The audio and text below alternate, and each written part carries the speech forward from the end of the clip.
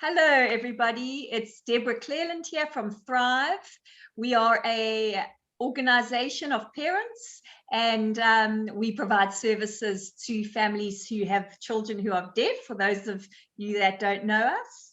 And today I would like to introduce everybody to Sabrina Hind. Sabrina is a speech and language therapist who I know has a wealth of experience, both locally and also overseas, specifically working with children who have hearing loss, children who are deaf or hard of hearing. And I have done some work with Sabrina over the years. And, you know, Sabrina, I've just always been absolutely beyond impressed with, firstly, your passion, and secondly, your really just your depth of understanding of language and literacy. So we, as parents of children who are deaf or hard of hearing, appreciate people like you more than you can imagine. And the purpose of this interview is really, I wanted to have all parents with children who are deaf or hard of hearing to have access to this amazing information about literacy, because I think it's just one of the areas where a deaf or hard of hearing child can really, really fall behind. So I'm really excited. I've been wanting to chat to Sabrina for ages. And Sabrina, I'm just going to start with asking you, what is literacy and why is it so important? Thanks, Debbie. I mean, it's so nice to be able to chat to you about this. It definitely is a passion of mine. I think personally reading is a passion of mine, and to have that opportunity to help children to learn to read is incredible. And especially our deaf and hard of hearing children, I think it's such an important area to discuss. So yeah, I'm looking forward to chatting to you about it. Listen, I think very simply, literacy does involve reading and writing. I think, we live in a society that values the written word, and our whole education system is really based on that ability to read and write. So if you can't do that, then it just limits your access in such a big way to your academic success and your academic exposure, really, So I think teaching a child to read gives them such an independence for their own learning. If you can read, then you can learn about people you're never going to meet. You can learn about places you might never visit. You can, it just opens the world to you in a way that another person can't do enough of, really. Just one teacher can't teach you everything you need to know. If you have access to books, if you have access to reading, the world is your oyster, really. So I think that's why it's such a passion of mine. I think not only is it important for academics, but it's important for life. Like, we need to be able to write a shopping list. We need to be able to send a text message to our friend. We need to be able to read our birthday cards. Like, those things are important as well. So it's not just about school and academics, it's about life. It really is important. Yeah, excellent. I do remember reading something a while ago which said grades 1 to 3 children learn to read and write, and from grade 4 they are then required to use those skills to learn other subjects. And that's obvious now, but at the time I remember that sort of sunk in. It was like a penny dropping, like, yes, actually, yeah. It really sort of, for me, honed in the importance of it. Sabrina, I wanted to ask you then, what are the specific challenges that a deaf or hard of hearing child may have when it comes to literacy and literacy development? So when I thought about this question, I was thinking, what makes it difficult for any child to learn to read? And because I think you almost don't want to put too much emphasis on the deaf or hard of hearing part. The reality is anybody can have difficulty learning to read. And then I wanted to sort of think about it in the context of a deaf or hard of hearing child. So, what we do know from research is the best predictor of reading success is something called phonemic awareness, which is I have to just make sure I'm telling you the right thing. I'm going to read it to you. Its ability to focus on and manipulate individual sounds, which we call phonemes, in spoken words. So it sort of falls under the umbrella of what we call phonological awareness. And that is being able to kind of play with sounds, talking about the sounds of written language, speech sounds and written language. So being able to rhyme, being able to clap out the syllables of words, being able to tell me what sound does that word begin with, those kind of activities. So you can hear from what I'm saying that there's a lot of listening involved in that activity. So for a child who's deaf or hard of hearing, if they are not able to access the full range of speech with their listening devices, of course, it's going to make it difficult for them to really learn how to do that for the purpose of reading. So I was thinking like the word fish. I can hear fish begins with the sound f, the middle sound is I, and the last sound is sh. But if I'm a child wearing a hearing aid that maybe doesn't give me full access to high frequency sounds, I might not be hearing the f very well. I might not be hearing the sh very well. So I'm kind of left with I, and that doesn't have a lot of meaning on its own, So it's really, when you sort of honing down to the basic skills, it's difficult. It's going to be a challenge when you're not accessing all of the sounds that you could be accessing, should be accessing. Another thing that's really important for literacy development in everyone, for everyone, is oral language. So if your oral language skills are delayed, then chances are you're going to find reading more difficult. It sort of makes sense. So often we're looking out for children where they have a second language. So maybe their first language is different to the language of learning. And those children are often at risk for reading difficulties. And a child where language has been difficult to acquire because of a hearing loss, definitely that can impact their learning of reading and writing skills later on as well.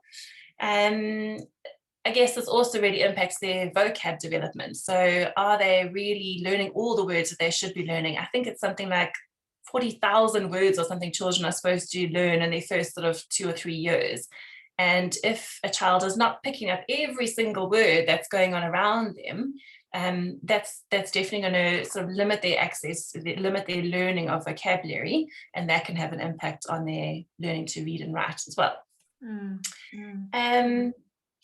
Another sort of general area that we think about is just access to the written words. So, it seems like a silly thing, but if we're so busy focusing on other things, we don't actually put the books in the environment, we don't actually point out writing with the written word to our children, we're actually missing. And that's got nothing to do with a hearing loss, it's something practical. But I think we can be so focused on, and listen, I realize how busy parents are who are managing something like a hearing loss.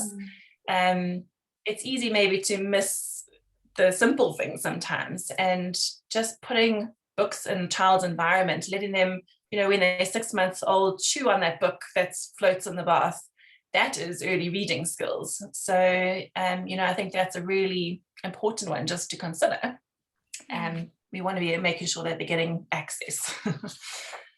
I think another thing we have to watch out for in any child when they're learning to read is that not every teaching method works for every child. And that is even more the case for the child who has a hearing loss.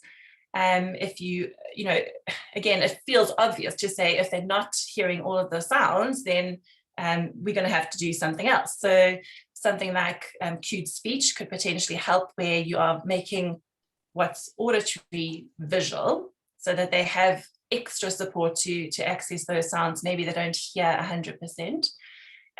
But maybe they also need a more multisensory approach to learning. So maybe they need to feel wooden pieces that, the shapes of the letters. They need to actually feel what that feels like and put them together physically to start to understand what words are and what, how sentences work, and, remember what these letters are and sounds are that we're learning. So I think that's important for any child, even more important for a child with a hearing loss, that we are really thinking about their learning style and what works best for them.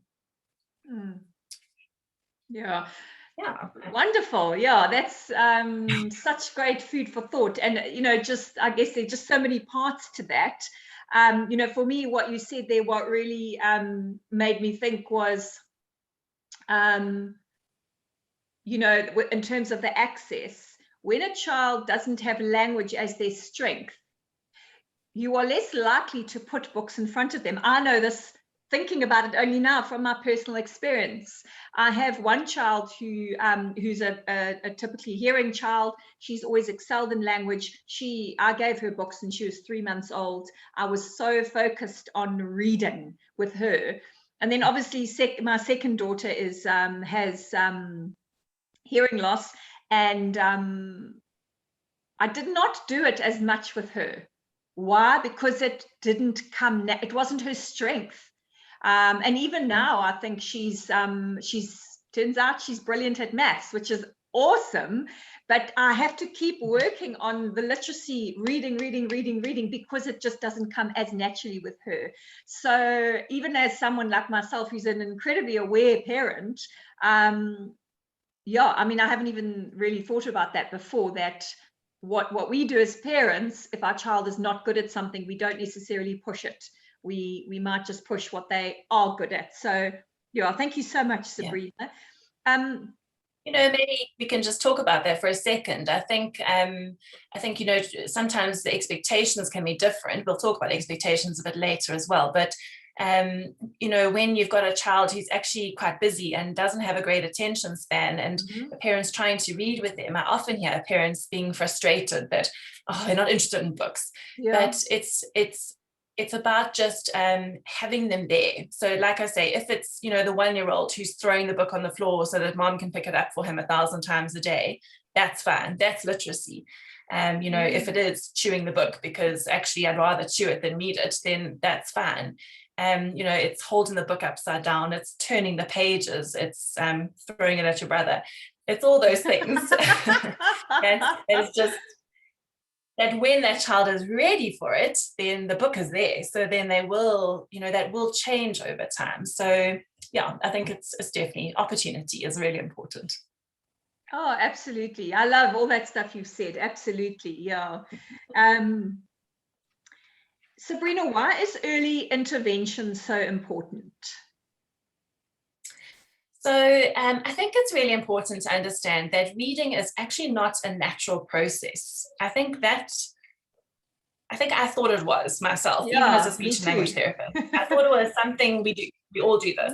It's not. It was invented by people. Reading didn't always exist. It was something that we have actually created. So, science can pinpoint specific areas in your brain where language develops. So, it's something that we are born with, and we are wired to develop language, to develop communication.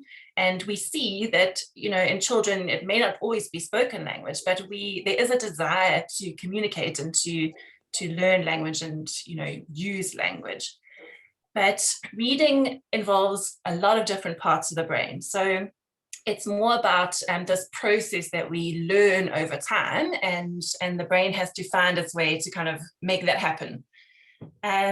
So where one of those parts isn't working as we would expect it to, isn't contributing as we would expect it to. So from the listening perspective, if we're not getting access to sound like we would normally expect to, then that process is interrupted, basically. So the deaf and hard of hearing child is having to work extra hard already to develop their language. We know this.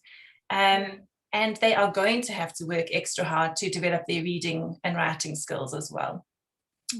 So I think when we know this, we know the statistics on deaf and hard of hearing children's literacy levels. We know that this has been an area of concern a long time.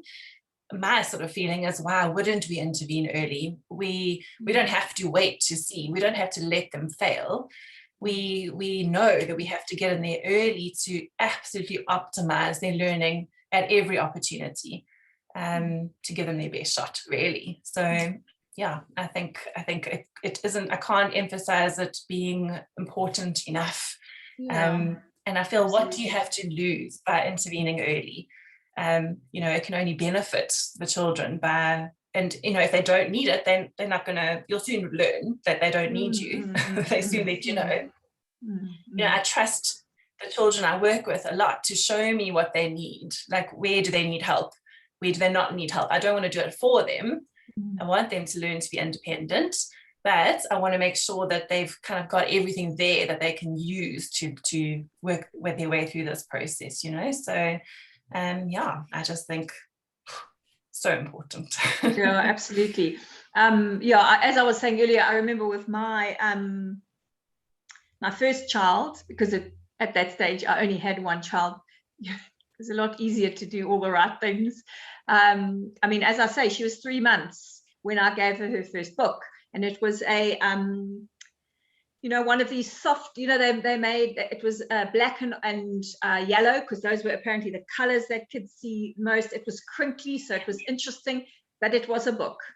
And I began reading to her when she was that age. Well, that age, even before. So you would think to yourself, gosh, how why? Because they don't really understand what you're talking about, but it wasn't about that. It was about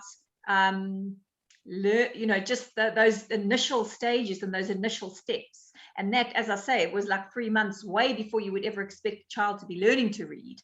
And as it turns out, she does have quite exceptional literacy skills now, but and maybe it wasn't that, maybe it was the fish oil I gave her.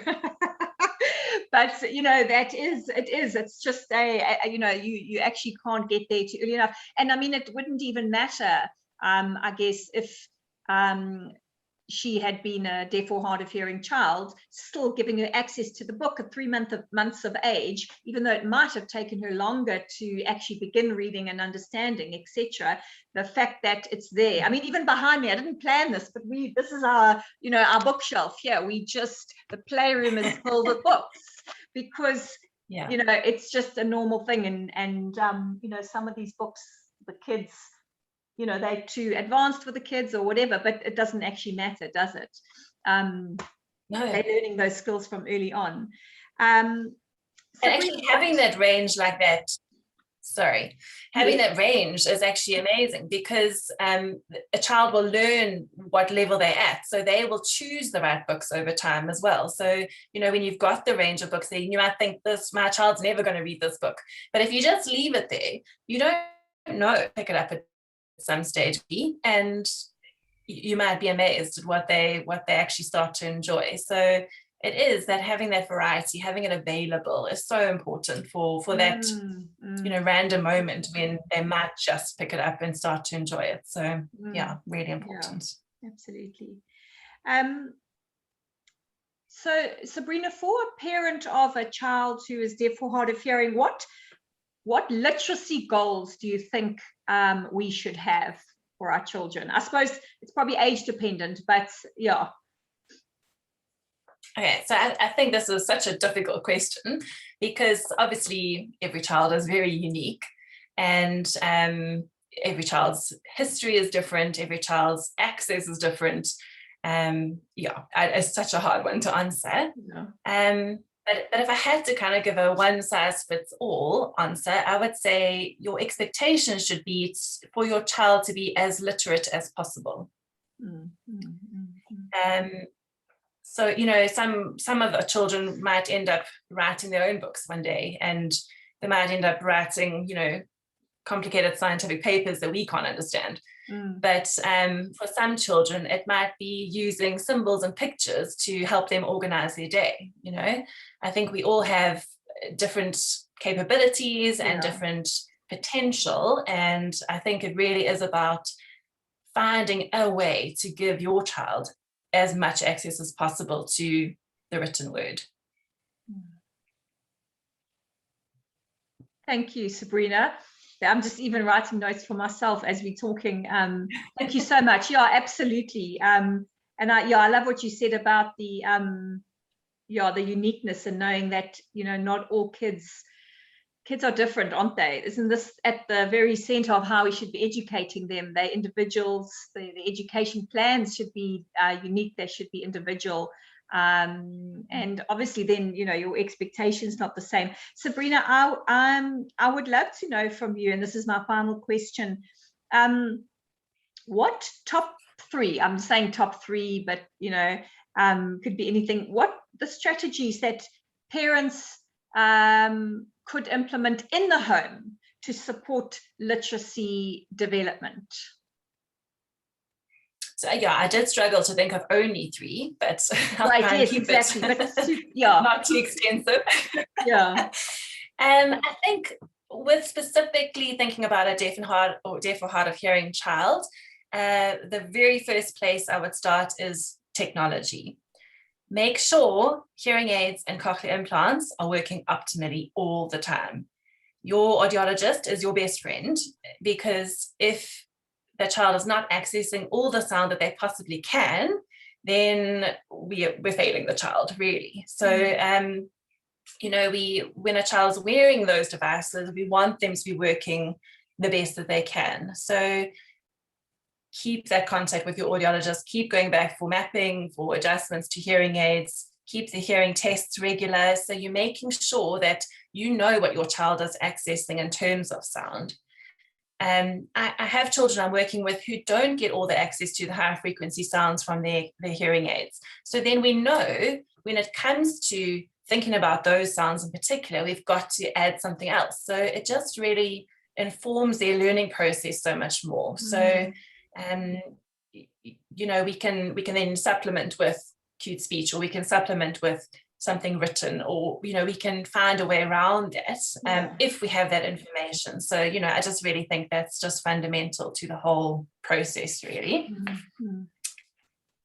Then I think focus first on your language development as well. So don't underestimate how much the reading and writing process is sort of the foundation is that language. If language skills are delayed, then the child has less to work with, really, if that makes sense. So it's harder for them to understand, it's harder for them to put sentences together.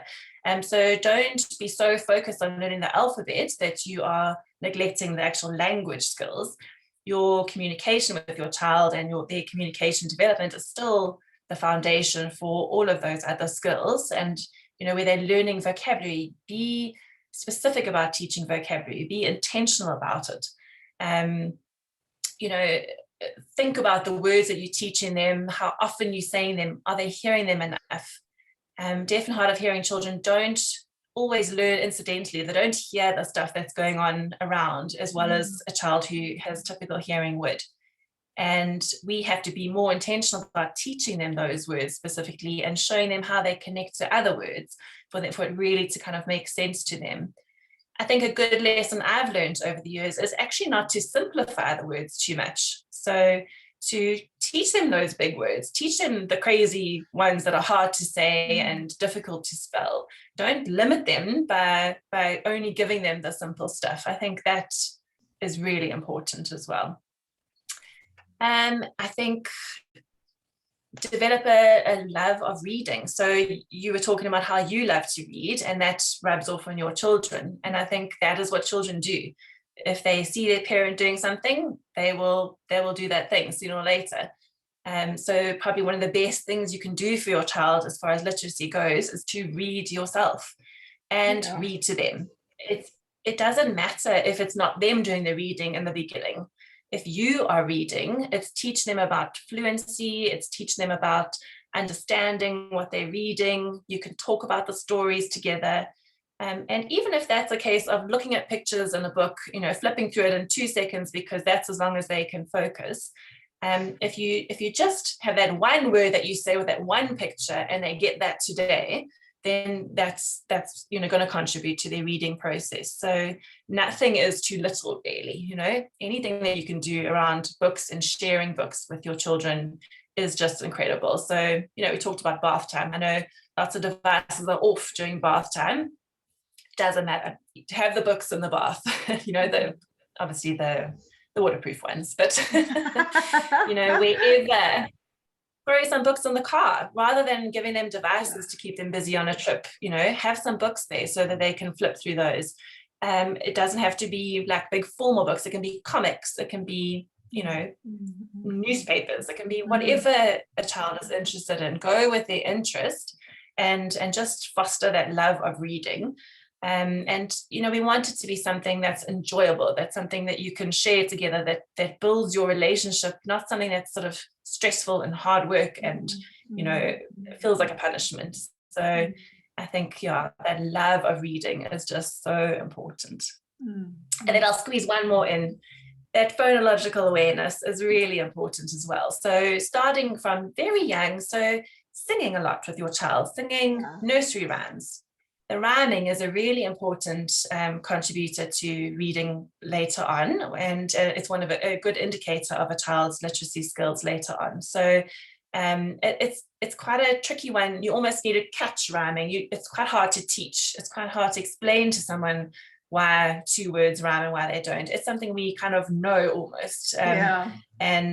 And I think when you've heard lots of rhymes, that's when it becomes more obvious to you what this is all about. It sort of just clicks one day. Yes. So all those old, quite dodgy nursery rhymes that we do, pull them out. If there's some new ones, great, let's do those. Those Dr. Seuss books that have all the silly rhymes in them, and point them out to your children. Say, oh, listen, those words rhyme. Use that language with them. Use the word syllable. How many syllables in your name? Let's clap your name. How many syllables in your friend's name? Let's clap that name. Playing I Spy in the car on the way to school. It's little things like that, pointing out print in their environment. So when you go to the shopping mall or wherever, looking at the names of things, looking for the M for McDonald's on the way home, or just highlighting that to your kids, all that stuff really matters. It really prepares them for reading when they get to school. I think that's just a few ideas. Lovely.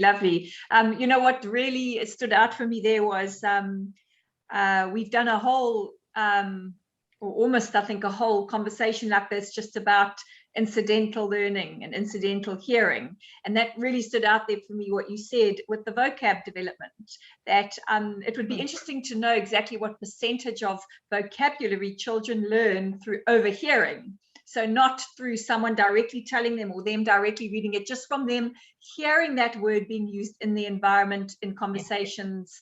But obviously our deaf or hard of hearing child is less likely to overhear those conversations than to hear that vocab reinforced all the time. And I know, one of the things I have been very intentional about is vocab, and telling my daughter who is deaf the vocab that she might have missed in the conversation, even if it's just around the dinner table, saying, oh, this is what Dad's talking about, and using those words. And also a mistake that I have made over time is, almost like dumbing down the vocab in the conversation because I'm thinking, oh, she won't get that.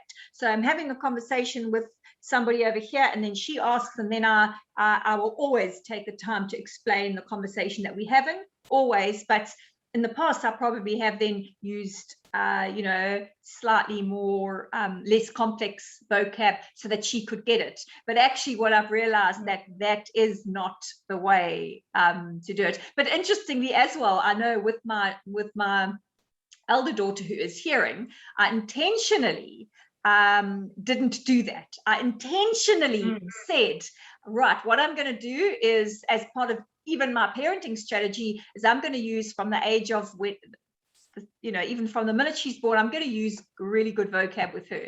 The fact that I think she might not understand that, it didn't matter to me. But certainly with my hard of hearing child, I didn't do that. I didn't use that same strategy. I have learned, luckily. So, and especially as her skills have escalated, which is amazing.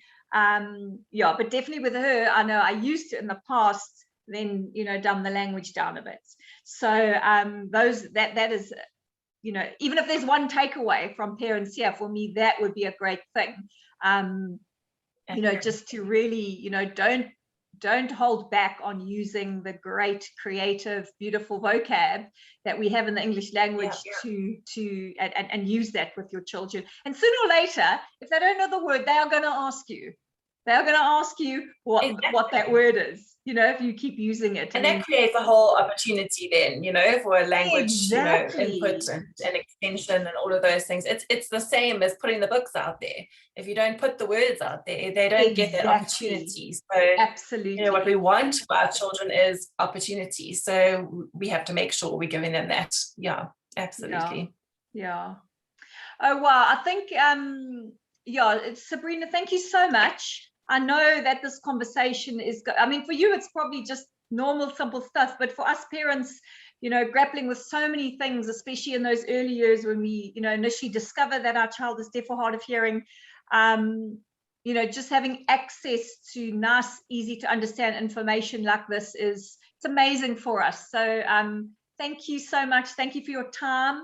Thank you for your expertise. Thank you for the passion that you put into all of our kids. And we appreciate you so much. Oh, it's such a pleasure.